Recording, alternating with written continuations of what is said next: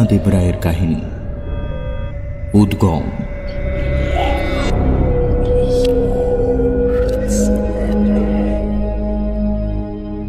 জীবনের এক একটা ধাপ পেরোতে পেরোতে বহু ধরনের মানুষের সঙ্গে পরিচিত হই আমরা।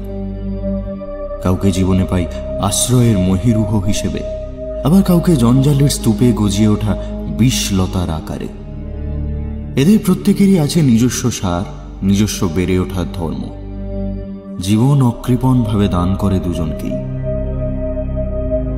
কিন্তু ধরুন, হঠাৎ যদি একদিন প্রকৃতির কোনো আশ্চর্য খেয়ালে এই বিষলতাগুলো উপড়ে ফেলার সুযোগ আসে। শুনতে থাকুন মোহনা দেবরায়ের কাহিনী উদ্গম।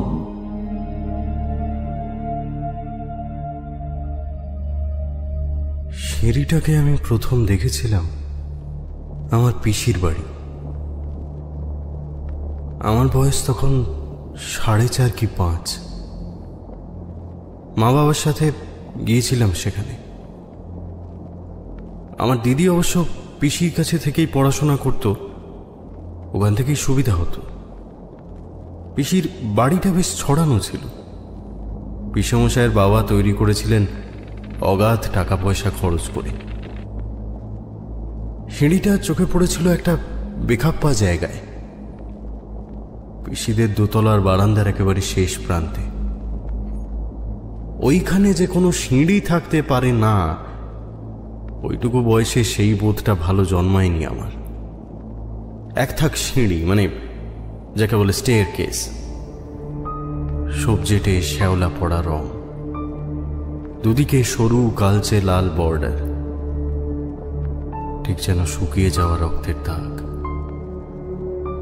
এই উপমাটা অবশ্য পরে মাথায় এসেছে।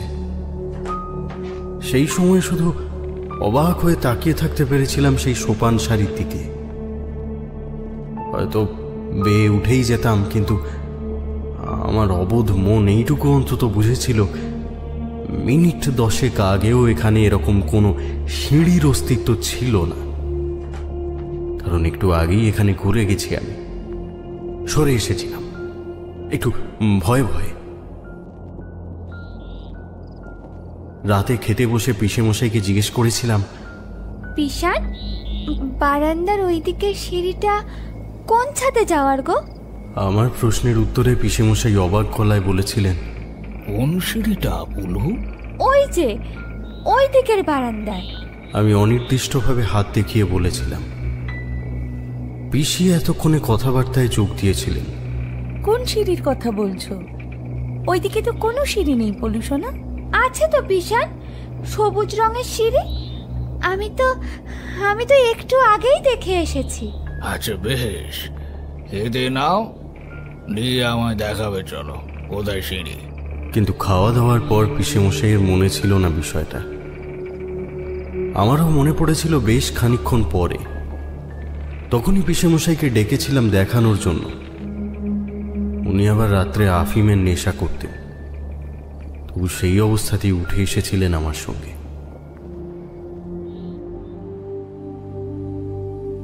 তখন 2.5 বছর বয়সে বাচ্চাদের স্কুলে ভর্তি করে দেওয়ার রেওয়াজ ছিল না। স্কুলে আমি ভর্তি হই এর ঠিক পরে। বাড়িতে পড়াশোনা অবশ্য তার আগেই শুরু হয়ে গিয়েছিল। প্রথম প্রথম যা হয়, স্কুল খুবই খারাপ লাগতো। তারপর আস্তে আস্তে সমবয়সীদের সঙ্গে মিশতে মিশতে, বন্ধুত্ব করতে করতে কবে যেন ভালোই বাসতে শুরু করলাম স্কুলটাকে। তারপর একদিন সেই সিঁড়িটা দেখতে পেলাম। তখন সদ্য ক্লাস 3-তে উঠেছি। লম্বা গ্রীষ্মের ছুটির পর স্কুল খুলেছে প্রথম। তার উপর আরও একটা বিশ্রী কারণে একটু দেরি হয়েছে ক্লাস শুরু হতে। যাই হোক, একদিন টিফিনের সময় ওয়াশরুম থেকে নিজের ক্লাসে ফিরছিলাম। আমাদের ক্লাসটা বিল্ডিংয়ের 1 তলাতেই ছিল। ক্লাস 4 পর্যন্ত সব ক্লাসই সেখানে। যাতায়াতের পথে দোতলায় যাওয়া সিঁড়িটা আমাদের চোখে পড়তো বটে, কিন্তু হেড স্যারের কড়া নিষেধ ছিল সেখানে ওঠার ব্যাপারে। এই সিঁড়িটা চোখে পড়ল আমাদের ক্লাসের ঠিক আগে। দেওয়ালের মধ্যে দিয়ে সোজা উঠে গেছে ওপর দিকে। প্রথমটা বেশ চমকে গেলাম আমি। এই সিঁড়িটা যে এখানে আগে কখনো দেখিনি সেটা উপলব্ধি করতে কোনো সময় লাগলো না। তারপরই ভীষণ চেনা চেনা লাগলো জিনিসটাকে। সবজেটে শ্যাওলা পড়া রং, দুদিকে সরু কালচে লাল বর্ডার, ঠিক যেন শুকিয়ে যাওয়া রক্তের দাগ। মনে পড়ে গেল এটা হলো পিসির বাড়িতে দেখা সেই সিঁড়িটা। আমি দৌড়ালাম ক্লাসরুমের দিকে। ঢুকেই আমার প্রাণের বন্ধু অরিত্রকে বললাম, এই একটা জিনিস দেখবি, আয়। অরিত্র খুব মন দিয়ে টিফিন খাচ্ছিল। ছেলেটা 1 নম্বরের পেটুক। এক মুখ বিস্কুট চিবোতে চিবোতে বলল, কি জিনিস? একটা সিঁড়ি। কি সিঁড়ি? এই স্যার তো মানা করেছিল সিঁড়িতে উঠতে। ওটা না, অন্য একটা সিঁড়ি। শিগগির দেখবি, চল, নইলে চলে যাবে। কোথায় চলে যাবে? আরে এই সিঁড়িটা না খুব বদমাস, মাঝে মাঝে কোথায় পালিয়ে যায়। সিঁড়ির এখানে অদ্ভুত বর্ণনা শুনে অরিত্রর বোধহয় কিছুটা কৌতূহল জেগেছিল। সে বলল, চল তো দেখি। দুজনে সিঁড়িটার সামনে এসে দাঁড়ালাম। দিব্যি ধাপের পসরা সাজিয়ে চোখের সামনে দাঁড়িয়ে রয়েছে জিনিসটা, যেন যুগ যুগান্ত ধরে এটাই তার জায়গা। বেশ অনেক দূর উঠেছে, ওপরে কি আছে দেখা যাচ্ছে না। এই বল্লভ, ফিসফিস করে ডেকে উঠল অরিত্র। সিঁড়িটার দিকে তাকিয়ে থাকতে থাকতে বোধহয় একটু অন্যমনস্ক হয়ে গিয়েছিলাম আমি। চমকে উত্তর দিলাম, কি? এই সিঁড়ি তো এখানে ছিল না। সেটাই তো বলছি। কোথেকে এলো বলতো? কে জানে। এই শোন না। কি? উঠবি? আমি চুপ করে রইলাম। উঠতে যে আমারও ইচ্ছা করছে না তা নয়, কিন্তু সেই সঙ্গে খুব ভয়ও করছে। এই সিঁড়িটার এখানে থাকার কথা না তাও রয়েছে। ব্যাপারটা যে খুব স্বাভাবিক নয় সেটা বোঝার মতো যথেষ্ট বয়স হয়েছে আমার। আবার কৌতূহলটাকেও হেলাফেলা করা যাচ্ছে না। খানিকক্ষণ চুপ করে থেকে আমি বললাম, যদি কিছু হয়? কিচ্ছু হবে না, চল না উঠি। একটু উঠেই নেমে আসবো। চল চল। এক্ষুনি টিফিন শেষ হয়ে যাবে। চল তাহলে তাড়াতাড়ি।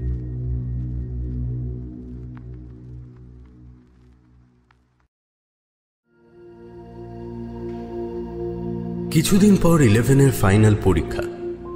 পড়াশোনা তুঙ্গে।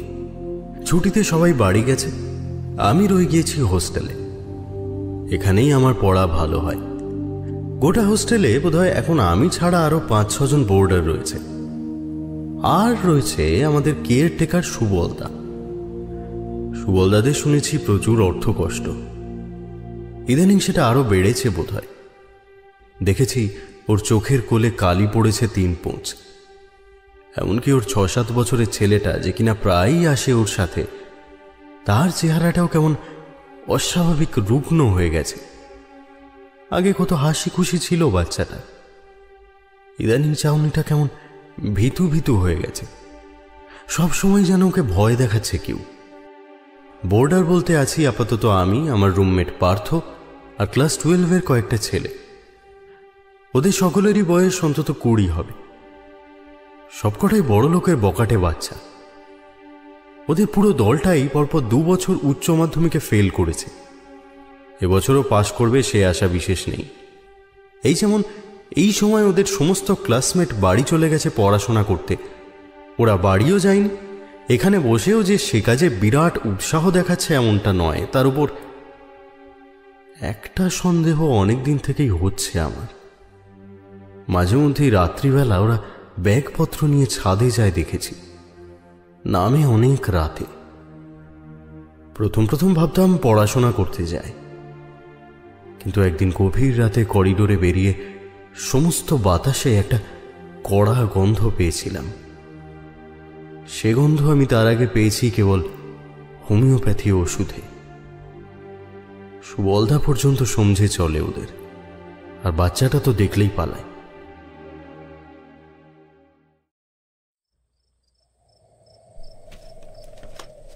সেই রাতে করিডোরে পায়চারি করছিলাম।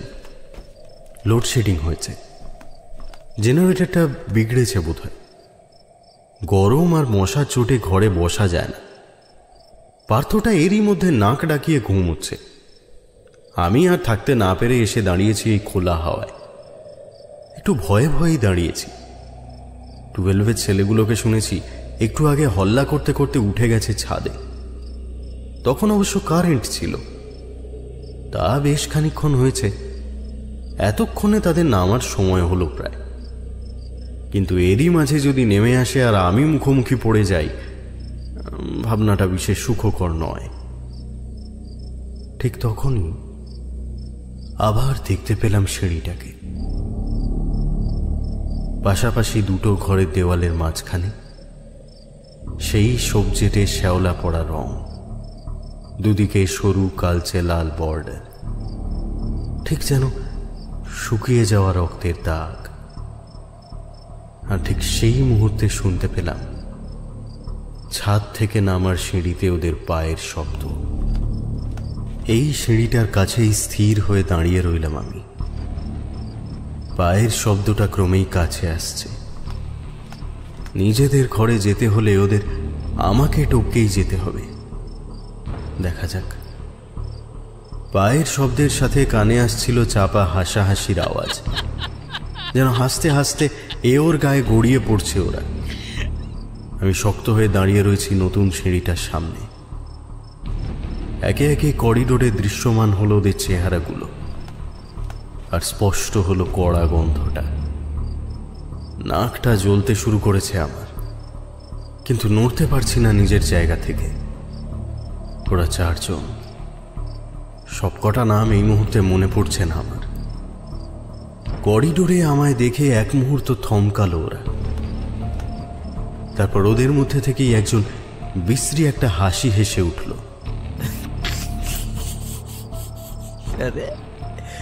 বিদ্যাসা করছে, একটু পায়ের তুলো দেবেন স্যার? বলতে বলতে ওরা এগিয়ে এলো আমার দিকে একটু ঝুঁকে।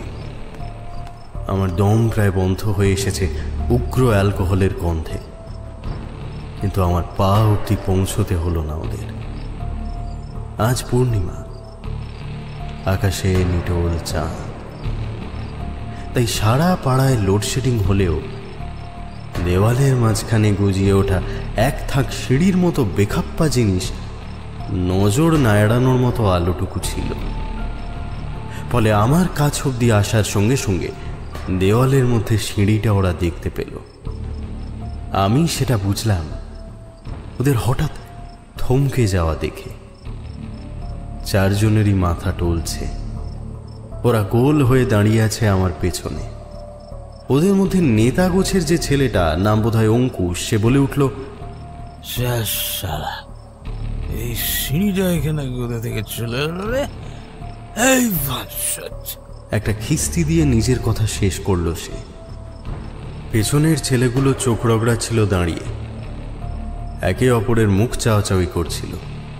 বোধহয় বোঝার চেষ্টা করছিল সামনে যেটা দেখছে সেটা তাদের নেশাগ্রস্ত মস্তিষ্কের বিভ্রম কিনা। অঙ্কুশ বলে ছেলেটা এবার পেছন ফিরে সবার দিকে তাকালো, তারপর বলল, এই চল তো দেখি কোথায় গেছে এই বালের সিঁড়িটা। আমি দুর্বল গলায় বলার চেষ্টা করলাম, ওখানে উঠো না একবার। বলাই বাহুল্য, আমার ক্ষীণ আপত্তিতে কেউ পাত্তা দিল না। কথা শেষ করার প্রয়োজনই হলো না আমার।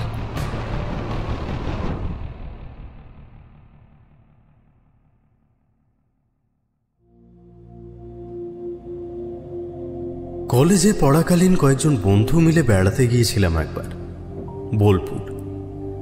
দলে ছেলে মেয়ে সকলেই ছিল, পল্লবীও ছিল।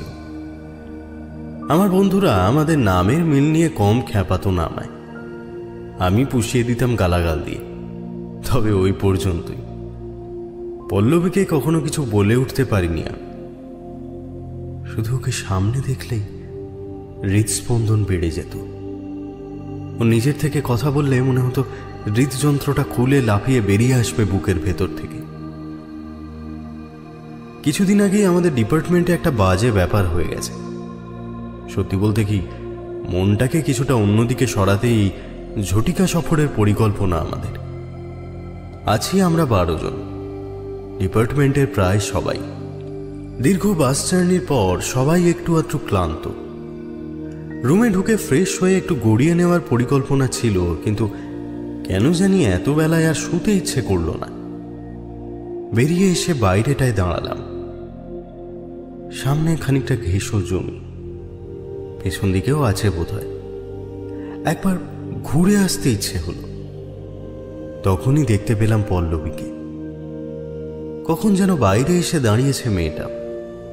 আমাকে দেখে একটু হেসে আমার দিকে এগিয়ে এলো। ওর পরনে একটা কালো লাল চুড়িদার, এক কাঁধে ফেলা ওড়না, পায়ে পাম্প শু, অল্প ঢেউ খেলানো চুলটা পিঠের উপর ছড়ানো, চোখে বোধহয় হালকা কাজল, কপালে ছোট্ট টিপ। এত সাজলো কখন কে জানে। বাস থেকে যখন নামছিল সকলের মতো ওকেও তো ঝোড়ো কাকের মতোই লাগছিল।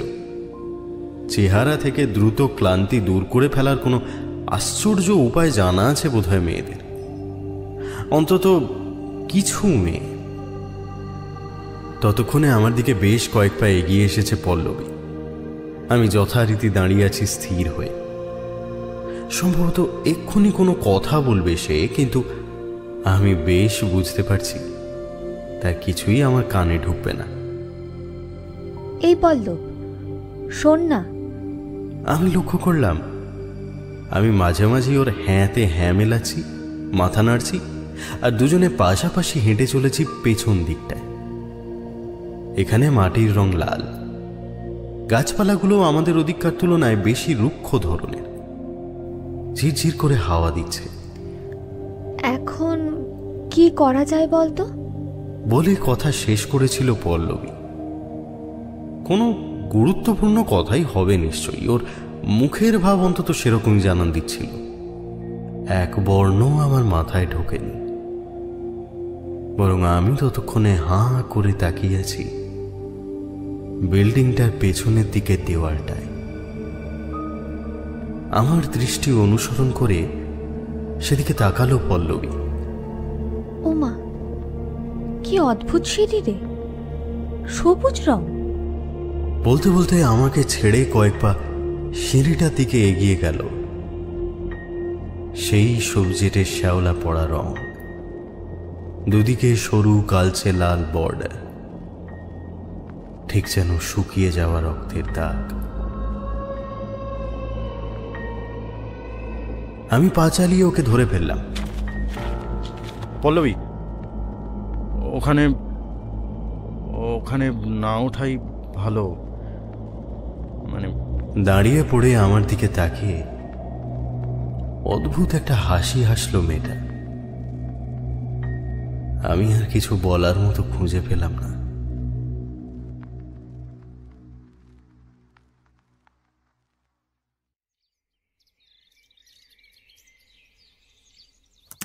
ল্যাপটপ খুলে কাজ করছিলাম মন দিয়ে। ফোনের শব্দে চমক ভাঙল। ভুল হয়ে গেছে। কাজে বসার আগে সাধারণত ফোন সাইলেন্ট করে দিই আমি। আজ খেয়াল ছিল না। ফোনটা হাতে তুলে নিয়ে ভ্রুটা সামান্য কুঁচকে যায় আমার। নবনীতা এই সময় কেন ফোন করছে? কর্মক্ষেত্রে যে 3 জনের টিমটা আমি লিড করি, নবনীতা তার অন্যতম এবং কনিষ্ঠতম সদস্য। বছর 24 বয়স, সদ্য চাকরিটা পেয়েছে ক্যাম্পাসিংয়ে। মেয়েটাকে বেশ লাগে আমার। খুব ব্রাইট, প্রমিসিং, খুব সুন্দর রসবোধ, অসম্ভব ভালো টিম স্পিরিট এবং কাজের প্রতি প্যাশন। ও নিজেই বলে, লোকের যেমন ছোট থেকে স্বপ্ন থাকে পাহাড়ে চড়বে কিংবা অ্যাস্ট্রোনট হবে, নবনীতার স্বপ্ন ছিল সে সফটওয়্যার ডেভেলপার হবে। কিউবিকেলে ঘন্টার পর ঘন্টা বসে ঘাড় মুখ গুঁজে কাজ করতেও কোনো বিরক্তি নেই ওর। কর্পোরেট চাকরি কাউকে এত ভালোবাসা নিয়ে করতে দেখিনি আমি। এখনো আমি নিশ্চিত কিছু একটা কাজেই ফোন করেছে, কিন্তু ফোনটা এখন ধরা। আমার স্ত্রী মিমি এসে ঘরে ঢোকে। কোনো কাজেই এসেছিল নিশ্চয়ই, কিন্তু এই মুহূর্তে তার সমস্ত মনোযোগ আমার হাতে ধরা বাজতে থাকা ফোনটার উপর নিবদ্ধ। কার ফোন গো? আমি উত্তর না দিয়ে ফোনটা তুলে ধরি ওর সামনে।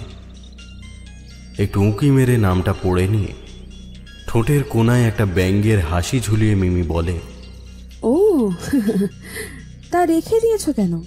ধরো। ফোনটা বেজে বেজে কেটে যায়। আয়নার দিকে এগিয়ে যায় মিমি। চুল আঁচড়াতে আঁচড়াতে বলে, যা, কেটে গেল তো ফোনটা।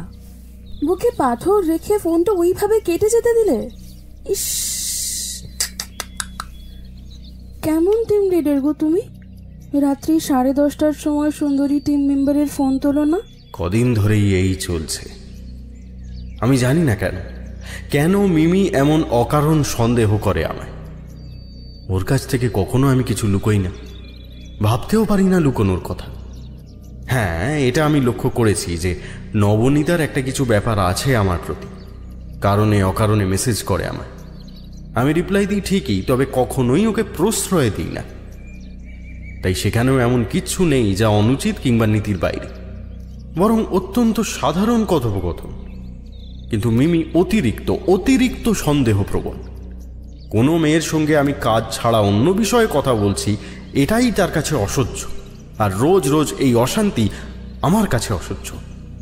কোনো রকমে গলার স্বর শান্ত রেখে আমি বলি, আচ্ছা মিমি, তোমার সমস্যাটা কি আমায় খুলে বলবে?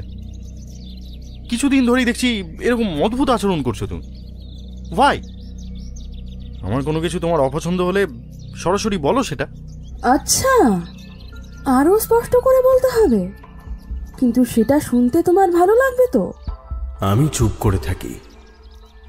মাথার ভেতর চিনচিনে ব্যথা শুরু হয়েছে একটা। আমার মাইগ্রেনের সমস্যা অনেক পুরনো। এই মুহূর্তে চক্রবৃদ্ধি হারে সেটা বেড়ে চলেছে। মিমি পায়ে পায়ে এগিয়ে আসে আমার দিকে, মুখে ফুটিয়ে তোলে একটা মিষ্টি শ্লেষের হাসি। কেটে কেটে বলে, অবশ্য আজ না হোক কাল তোমাকে তো বলতেই হতো। যত তাড়াতাড়ি হয় ততই ভালো। শোনো, বহুদিন থেকেই লক্ষ্য করছি তোমার এই নবনীতার উপর স্নেহ একেবারে উথলে পড়ছে। অফিস থেকেও লেট করে ফিরছো ইদানিং। সত্যি করে বলো তো পড়লো, কতদূর গড়িয়েছে ব্যাপারটা? আরে না না, আমি কিচ্ছু মাইন্ড করব না। তবে একটা কথা তোমায় এই বেলা বলে রাখাই ভালো।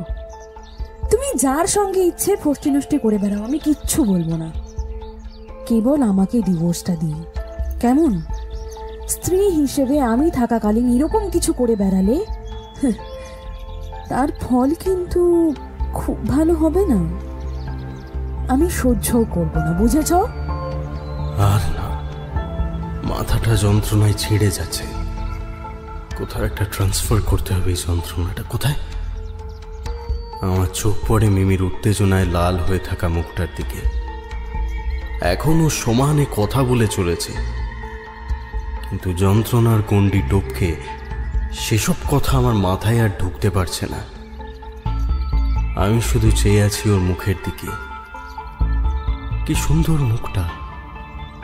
আচ্ছা, এই মুখে যন্ত্রণার অভিব্যক্তি কেমন লাগবে দেখা যাক। হ্যাঁ হ্যাঁ হ্যাঁ হ্যাঁ, একদিন না হয় মিমিও অনুভব করুক মাথা ব্যথা কাকে বলে। আচ্ছন্নের মতো টেবিলের দিকে এগিয়ে যাই আমি। শোবার ঘরের মেঝেটা রক্তে চ্যাটচ্যাট করছে। আমি হতভম্বের মতো দাঁড়িয়ে আছি একটা পিতলের ভারী ফুলদানি হাতে নিয়ে। দাঁড়িয়েই আছি। বডিটা নিয়ে আমার ভাবা উচিত, কিন্তু সে ভাবনা আমার মাথায় আসছে না। তার বদলে আসছে একটা অন্য ভাবনা।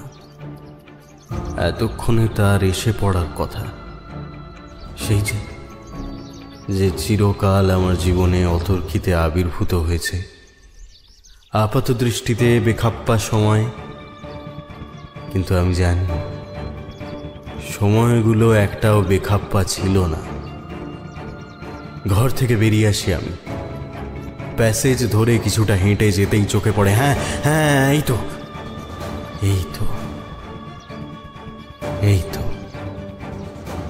বাথরুমের দরজার পাশে কি নির্বিবাদে দাঁড়িয়ে আছে, যেন চিরকাল ওখানে ওভাবেই রয়েছে। সেই সবজেটে শ্যাওলা পড়া রং, দুদিকে সরু কালচে লাল বর্ডার, ঠিক যেন শুকিয়ে যাওয়া রক্তের দাগ। আজ আমার জন্যই এসেছে ও, আর আমাকে আটকানোরও আজ কেউ নেই, আটকায়ও নেই।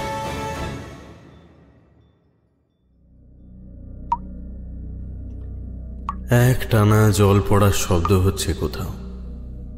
চারদিকটা বড্ড অন্ধকার, কালো নয়, সবজেটে অন্ধকার। কিছু চোখে পড়ছে না, কেবল কানে আসছে ওই একটা মাত্র আওয়াজ।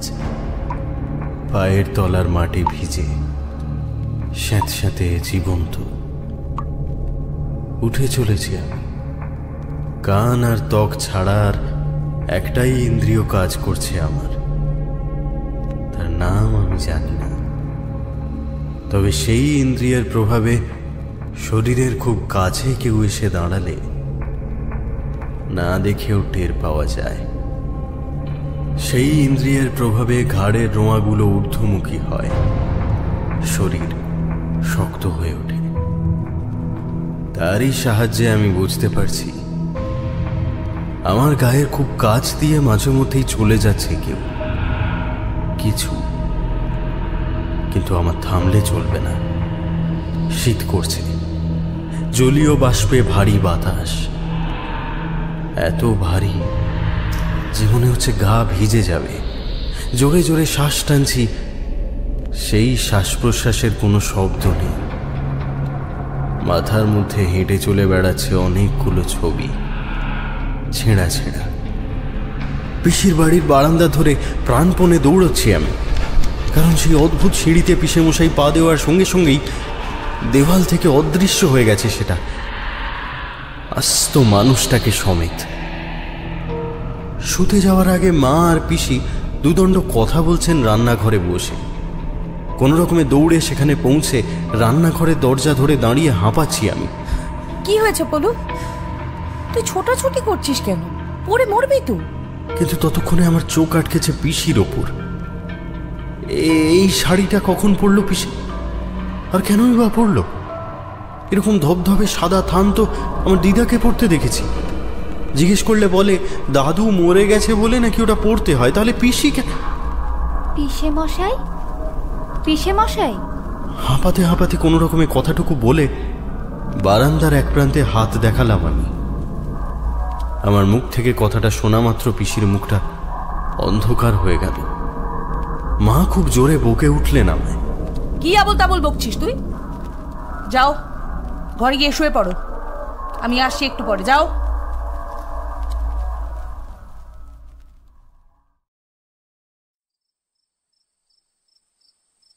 পিসির বাড়িতে যে ঘরটা আমার থাকার জন্য বরাদ্দ ছিল তার খাটটা বেশ বড়। আমরা তিনজন পাশাপাশি শুতাম, আমি দেওয়ালের দিকে। সেদিন মাঝরাতে হঠাৎ একটা অদ্ভুত শব্দে ঘুম ভেঙে গিয়েছিল। কিছুক্ষণ চলার পর থেমে গিয়েছিল শব্দটা। তারপর স্পষ্ট শুনেছিলাম নিঃশ্বাসের সাথে মেশানো মায়ের গলার স্বর। অল্প হাঁপাচ্ছিলেন তিনি। পলু আজকে একটা অদ্ভুত কথা বললো জানো? কি? বাবাও হাঁপাচ্ছেন। বলল ও নাকি তরুণদাকে দেখেছে। কোথায়? জানি না, তবে বারান্দার একদিক থেকে ছুটে এসে পিসেমশাই পিসেমশাই বলছিল ছেলেটা। ও ছেড়ে দাও, বাচ্চা মানুষ, কি দেখতে কি দেখেছে। কিন্তু যে মানুষটা আজ 1.5 বছর হলো নেই, তার নামই বা কেন করবে ও হঠাৎ? ওর তো মনে থাকারই কথা নয়। হয়তো শুনেছে কারো কাছ থেকে। পরদিন আমি চুপি চুপি দিদিকে জিজ্ঞেস করেছিলাম, এই দিদি, পিসে মশাই কোথায় গেল রে? পিসে মশাইয়ের উল্লেখটুকু শুনেই দিদির মুখে ঘেন্না, ভয় আর অসহায়তা মেশানো যে অদ্ভুত ভাবটা ফুটে উঠতে দেখেছিলাম, তার মানেটা এখন বুঝতে পারি। এটাও বুঝতে পারি আর সবার বাস্তব পাল্টে গেলেও দিদির পাল্টায়নি, অথচ পাল্টানোর প্রয়োজনটা ছিল ওরই সবচেয়ে বেশি। তারপর আমাদের স্কুলের বাউন্ডারি ওয়ালের পেছন দিকটার এক জায়গায় ইট নড়বড়ে হয়ে একটা বাচ্চার যাতায়াত করার মতো রাস্তা তৈরি হয়ে গিয়েছিল। তার ওপারে ছিল একটা পুরনো বাড়ি সংলগ্ন বাগান, বর্তমানে ঘন জঙ্গলে ঢাকা। 3তে পড়লেও অরিত্রর পেটুক স্বভাবটা ছিল আরো বড় বাচ্চাদের মতো। নিজের খাবার শেষ করে সে সহপাঠীদের টিফিন বক্সে তো বটেই, এমনকি মাঝে মধ্যে নিচু ক্লাসেও ক্লাসরুমগুলোতে হানা দিত। মেয়েটার নাম ছিল সানা। গ্রীষ্মের ছুটির আগে শেষ দিনে টিফিনে কিছু একটা ভালো জিনিস এনেছিল সে। এমনিতেই সকলে কেড়ে কুড়ে খেয়ে নেওয়ার পর আর একটুখানি বেঁচেছিল তার ভাগে। অরিত্রকে সেটা দিতে অস্বীকার করেছিল সে। সেদিন ছুটির সময় ওয়াশরুম থেকে ফিরে ঘরে নিজের ব্যাগটা আর খুঁজে পায়নি মেয়েটা। তখন স্কুল ফাঁকা হচ্ছে। কেউ নিশ্চয়ই ওকে ডেকে নিয়ে গিয়েছিল স্কুল কম্পাউন্ডের পেছন দিকটায়। ওখানে গেলেই ব্যাগটা পাওয়া যাবে এই প্রতিশ্রুতি দিয়ে। ব্যাগটা সে পেয়েছিল কিনা জানা যায়নি, তবে গ্রীষ্মের ছুটি চলাকালীনই পাওয়া গিয়েছিল নিখোঁজ মেয়েটার মৃতদেহ। সেই বাড়িটা চৌহতির মধ্যে একটা পরিত্যক্ত কুয়ো থেকে। সেই জন্য ছুটির পরও স্কুলে ক্লাস শুরু হতে দেরি হয়েছিল আমাদের। কিভাবে ও কুয়োয় পড়েছিল জানা যায়নি। হাঁপাতে হাঁপাতে ক্লাসরুমে ঢুকে আমি সকলকে চিৎকার করে বলতে চাইছিলাম সিঁড়িতে পা দিয়ে অরিত্র অদৃশ্য হয়ে যাওয়ার কথা, কিন্তু অরিত্র বলে কোনো ছেলে তো আমাদের সাথে পড়তো না। সকলে তাই বলেছিল। তারপর এবার তো এই আমার রুমমেট পার্থকে ধরে ঝাঁকাচ্ছি আমি, শিগগির বাড়ি চল। ক্লাস 12-এর ওই বকাটে ছেলেগুলো হঠাৎ করে ভাই নিজে না ঘুমোস, আমাকে একটু ঘুমোতে দে। স্বপ্ন দেখাটা বন্ধ কর। আপাতত হোস্টেলে তুই আর আমি আছি। কথাগুলো আমি বিশ্বাস করেই নিতাম, শুধু সুবলদার বাচ্চা ছেলেটার সন্ত্রস্ত চাউনি আমায় বিশ্বাস করতে দেয়নি। জীবনে কোনোদিনই বোধহয় সে ট্রমা থেকে বেরোতে পারেনি। সুবলদার নিজের চোখের কোলে কালিয়া ছেলেটার দিকে মাঝে মধ্যে ভয়ানক অপরাধী মুখে তাকানোটাও অন্য একটা গল্প বলেছিল। তবে তার আর্থিক অবস্থা বোধহয় আগের থেকে কিছুটা সচ্ছল হয়েছিল। বেশ কিছুদিন থেকেই হচ্ছিল, চোখের কালির সাথে সমানুপাতে। সে হোকে, টাকার প্রয়োজন ছিল সুবলদার। সে প্রয়োজন কিছুটা হলেও মিটেছিল। কিসের বিনিময়ে সেটা না হয়। তারপর আমাদের ব্যাচের সব থেকে ব্রাইট স্টুডেন্ট ছিল তমাল। প্রফেসরদের খুব প্রিয় পাত্র ছিল, সেই জন্য অনেকেই ওর কাজ ঘেঁষে থাকতে চাইত। তবে পল্লবীও যে তাদেরই দলে সেটা বোধহয় তমাল বোঝেনি। কলেজে পড়তে পড়তেই খুব সচ্ছল একটা পরিবারে বিয়ের সম্বন্ধ এসেছিল মেয়েটার। কথা ছিল ডিগ্রিটা পেয়ে গেলেই বিয়েটা হয়ে যাবে। অবশ্য সে কথা আমরা জানতে পেরেছিলাম অনেক পরে। যাই হোক, সুস্থভাবেই ও ছেড়ে দিতে পারত সম্পর্কটা, কিন্তু শুধু নিজের সমস্যার কারণে একটা সম্পর্ক নষ্ট হবে, মানে লোকে সেটাই জানবে, এই বিষয়টা বোধহয় মেনে নিতে পারেনি পল্লবী। কাজেই কিছু কথাও রটিয়েছিল তমালের নামে। কথাগুলো যে সম্পূর্ণ মিথ্যে ছিল তা নয়, ছিল তার চেয়েও ভয়ঙ্কর, অর্ধসত্য। তারপর একদিন বোকা ছেলেটা হাত কেটে বসলো। এরকম ছেলের প্রতি বিশেষ সহানুভূতি দেখানো যায় না, তবু ভেঙে পড়েছিলাম কম বেশি আমরা সবাই। তারপরেই তো বোলপুর যাওয়ার প্ল্যান হলো। লজের পেছন দিকটা থেকে সেদিন দৌড়তে দৌড়তে নয়, হাঁটতে হাঁটতেই ফিরেছিলাম আমি, কারণ জানতাম পল্লবীর জন্য আর কেউ অপেক্ষা করছে না। চোখের সামনের বায়োস্কোপ স্থির হয়ে যায় এক সময়। আমার সামনে এই মুহূর্তে কিছুটা মরা আলো, কিছু দেখা যাচ্ছে সেখানে। আমার ঠিক সামনে একটা মানুষের অবয়ব, একটা মেয়ের অবয়ব, আমার খুব চেনা। এই অবয়বটাকেই একদিন পল্লবী বলে চিনতাম আমি। তার পরনে এখনো সেই লাল কালো চুড়িদার, চোখের কাজল থেবড়ে গেছে, ভেজা স্যাঁতস্যাঁতে মাটিতে পা ছড়িয়ে বসে আছে সে। তার চারপাশ বেয়ে উঠেছে সরু সরু সুঁড়ের মতো পাতা, অক্টোপাসের মতো আষ্টে পৃষ্ঠে জড়িয়ে রেখেছে তাকে। তারই একটা তীক্ষ্ণ মুখ ক্রমাগত ঘষা খেয়ে চলেছে ওর কবজিতে, সেখান থেকে পড়তে থাকা ফোঁটা ফোঁটা রক্তে ভেসে যাচ্ছে ওর চারপাশ। কিন্তু পল্লবীর ভ্রুক্ষেপ নেই, সে মরছেও না, মরার তার কোনো লক্ষণই নেই। হাসছে সে, উন্মাদ হাসি, সেই রক্তের উপর আঁকিবুকি কাটছে দু হাতের 10 আঙুলে। ওকে ফেলে একটু এগিয়ে যাই আমি। একটা 7-8 বছরের ছেলে, হাত দুটো ওপরে তুলে বারবার যেন ওপরে ওঠার চেষ্টা করছে, ভেসে ওঠার চেষ্টা করছে, আবার ডুবে যাচ্ছে। ওকে ঘিরে রেখেছে একটা ফিকে সবুজ তরল, তার মধ্যে আবার নড়ে চড়ে বেড়াচ্ছে শ্যাওলা সবুজ শিরা উপশিরা। ছেলেটাকে দেখেই মনে হচ্ছে ওই তরলে ভর্তি একটা অদৃশ্য চোঙে ওকে ডুবিয়ে রেখেছে কেউ, ঠিক যেন একটা কুয়ো। ও উঠতে চাইছে, এক ফোঁটা বাতাসের জন্য আকপাক করছে, কিন্তু পারছে না, মরছেও না। আর সেই অদৃশ্য চোঙের চারপাশে বৃত্তাকারে গজিয়ে উঠেছে সরু সরু সুঁড়ের মতো পাতা। আরো একটু এগিয়ে যাই আমি।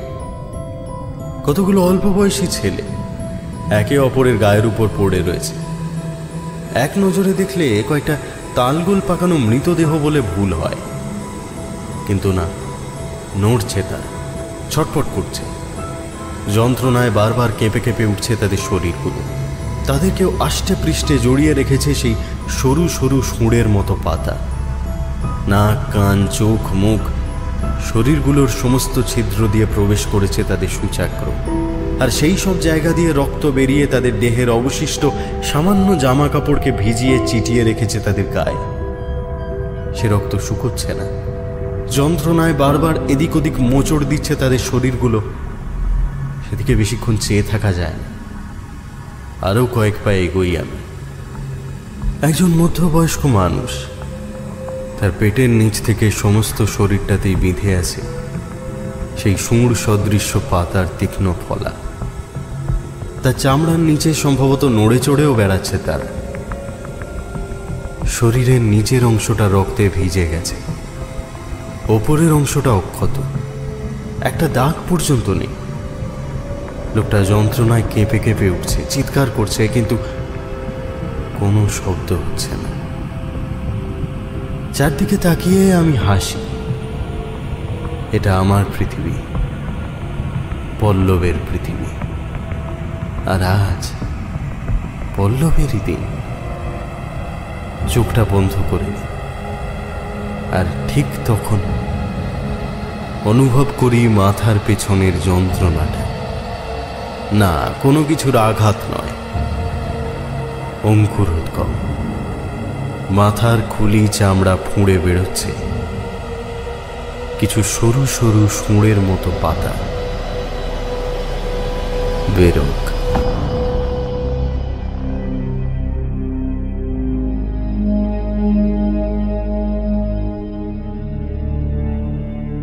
আচ্ছা, এমন কি হতে পারে না এই পৃথিবীর সব অন্যায়, অপরাধ, দুর্নীতি, কদর্যতাকে যদি এক এক করে নির্মূল করে গড়ে উঠতে পারে কোনো সমান্তরাল মহাবিশ্ব, কেমন হতো তার চেহারা?